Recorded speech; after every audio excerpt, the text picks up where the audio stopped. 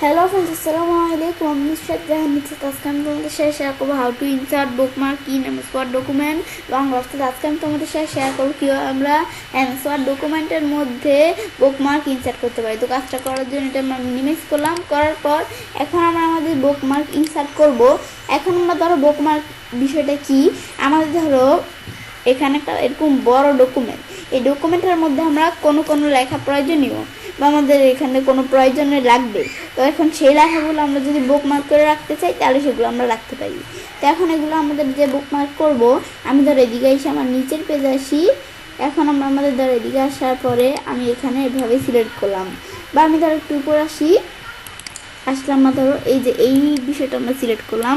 ব্যাস সিলেক্ট করার পরে আমি এখন আমাদের ইনসার্ট মেনুতে গিয়ে বুকমার্কে আসার পরে এখন আমরা যে বুকমার্ক করব, আমরা যে বিষয়টা করব বুকমার্কের বিষয়টা, এখন আমরা বিষয়টা সিলেক্ট করছি, এই লেখাটা সিলেক্ট করার পর এখন বুকমার্ক করবো। আমরা কী নামে বুকমার্ক করবো এগুলো করতে পারি। তা আমি ধরো কী নামে করি, আমি ধরো লিখলাম কি ইম্পর্টেন্ট, বেশ ইম্পর্টেন্ট নামে অ্যাড দিলাম। তো এই নামে কিন্তু এই বুকমার্কটা হয়ে গেল। হওয়ার পর আমি আবার নিচ দিকে আসার পরে আমি ধরো এই জায়গায় একটা বুকমার্ক করবো।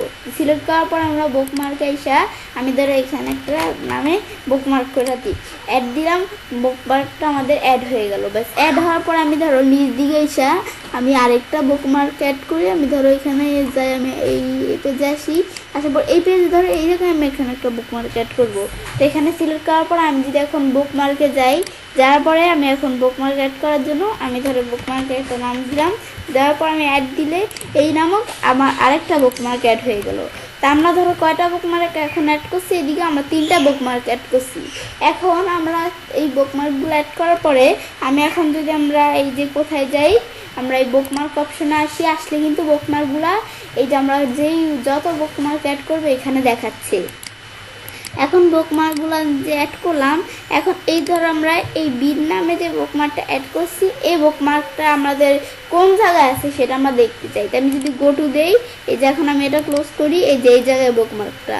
আবার আমি ধরো এখান থেকে পেজের শুরুতে বা শেষে কার্সর আছে, এখন আমি যদি বুকমার্কে আমরা এই যে এখান থেকে ইম্পর্টেন্ট নাম বুকমার্কটাই ক্লিক করে গো টু দেই, তাহলে এখন ক্লোজ করলে এই যে বুকমার্কটা দেখা যাচ্ছে। আবার আমরা সবার প্রথমে কার্সর আছে, আমি এখন আমাদের বুকমার্কে ইচ্ছে নামক বুকমার্কটা দেখবো, সিলেক্ট করে গো টু দিলে এখন ক্লোজ করলে এই বুকমার্কটা দেখাচ্ছে। তা আমি চাইলে এখান থেকে এভাবে বুকমার্ক আমাদের করতে পারি। এখন আমরা এভাবে বুকমার্কগুলো অ্যাড করলাম। এখন আমরা আমাদের যদি বুকমার্কে আসার পরে আমি এখান থেকে তো এদিকে ক্লিক করে বুকমার্ক অ্যাড করতে পারি। এখন আমি চাই কি কোনো বুকমার্ক রিমুভ করে দিব বা ডিলিট করে দিব।